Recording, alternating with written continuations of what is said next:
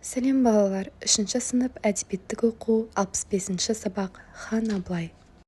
Кейіпкерлерді сипаттайсың және шығармадағы оқиғаның дамуын болжайсың. Суретке зер сал. Суретте кімдер бейнеленген? Суретте қазақ батырлары бейнеленген. Олардың қазақ батырлары екенін неден аңғардың?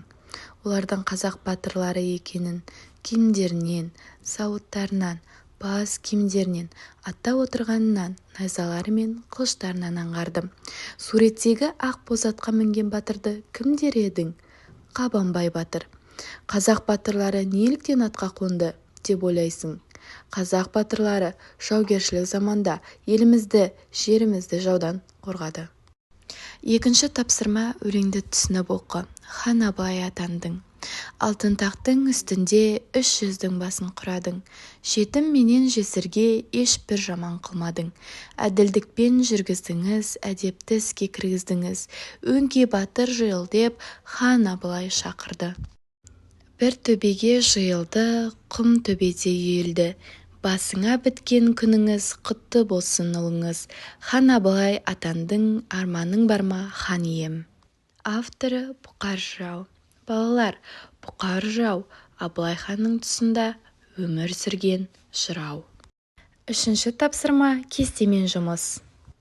Өлең жолдары. Өңкей батыр жиыл деп хан Абылай шақырды. Бір төбеге жиылды, құм төбеде үйілді.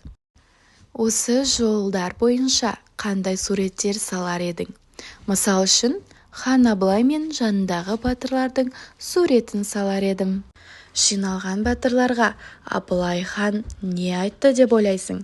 Мысалға, елді, жерді жаудан қорғауға және бір жеңнен қол, бір жағадан бас шығаруға, тату болуға шақырды деп ойлаймын.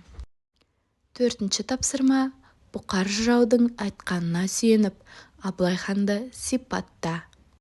Мысалға, Абылай хан қайтпас, қайсар мінезді, білікті басшы, адал, әділ әрі мейірімді хан болған.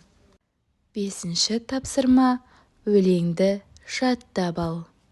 Алтыншы тапсырма, мына анықтамалардың мағынасын ашатындай мәтін құрастырыңдар.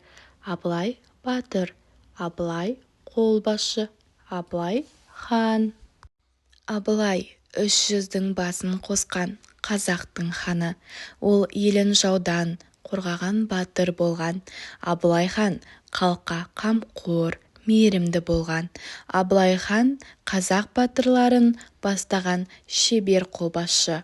Ол өте әділ хан болған. Балалар, осымен біздің сабағымыз аяқталды. Сау болыңдар.